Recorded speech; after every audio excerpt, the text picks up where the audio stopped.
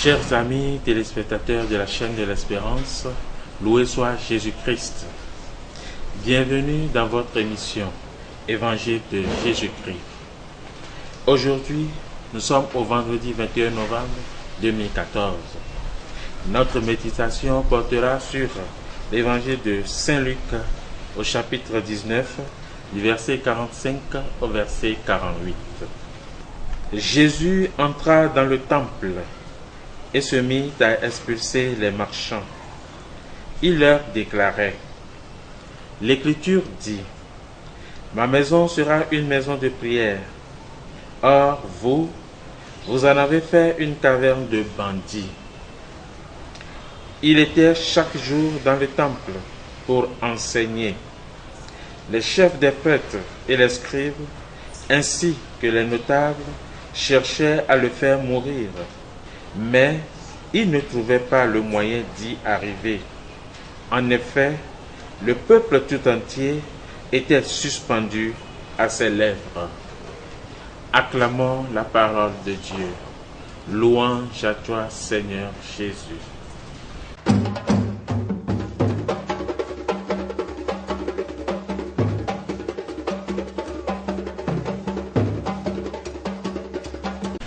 Nous faisons mémoire de la présentation de Marie au temple. La présentation de Marie au temple souligne que Marie est par sa qualité de mère de Jésus le temple du Très-Haut. Cette fête est pour nous l'occasion de contempler en Marie cette créature totalement consacrée à Dieu, c'est-à-dire totalement donnée, disponible, accordée par sa volonté à la volonté divine de salut universel. Aujourd'hui, le geste de Jésus est prophétique. À la façon des anciens prophètes, il réalise une action symbolique, pleine de sens pour l'avenir.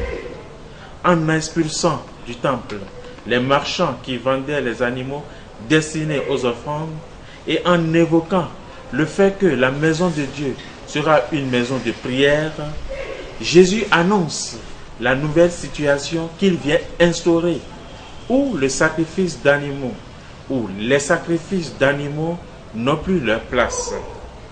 Saint Jean définira le culte nouveau comme une adoration du Père en esprit et en vérité. La figure doit céder le pas à la réalité. Le rite nouveau, c'est la parole de Jésus. Aussi, Saint Luc a-t-il uni la scène de la purification du temple, une présentation de Jésus prêchant chaque jour. Le culte nouveau est centré sur la prière et l'écoute de la parole de Dieu. Mais en réalité, le centre de l'institution chrétienne est la personne vivante de Jésus lui-même, qui offre sa chair et répand son sang sur la croix et nous les donne dans l'Eucharistie. Dans le Nouveau Testament, inauguré par Jésus, les bœufs et les vendeurs d'animaux ne sont plus nécessaires. Tout comme le peuple tout entier était suspendu à ses lèvres, nous ne devons pas aller au temple pour immoler des victimes, mais pour recevoir Jésus, le véritable agneau, immolé pour nous une fois pour toutes et unir notre vie à la sienne. Chers amis, la grande question est de savoir, comme les Israélites avant nous, qu'avons-nous fait de son temple aujourd'hui? Nous désacralisons ce temple du Saint-Esprit que sont nos corps en violant le caractère sacré du mariage. Nous mangeons et buvons notre propre condamnation en prenant part à l'Eucharistie en état de péché grave. Nous avons transformé ces sanctuaires en lieu de rencontre. Nous manquons de reconnaître sa présence dans le tabernacle et nous n'avons pour lui que bien peu de vénération et de déférence.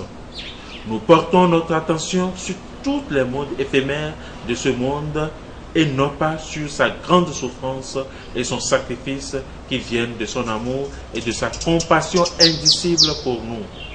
Nous distrayons les autres de leurs prières, nous interrompons leur conversation avec le Tout-Puissant. Nous attirons l'attention sur nous-mêmes plutôt que de suivre l'exemple de Marie, sa mère, qui montrait le chemin menant droit vers le Seigneur. Prions. Seigneur, donne-nous la grâce d'accueillir ta parole dans notre cœur, de nous laisser transformer par elle. Marie, sois ici notre modèle. Aide-nous à entrer dans cette attitude de totale disponibilité à la volonté de salut de notre Père, qui fera de nous des disciples authentiques de Jésus. Amen.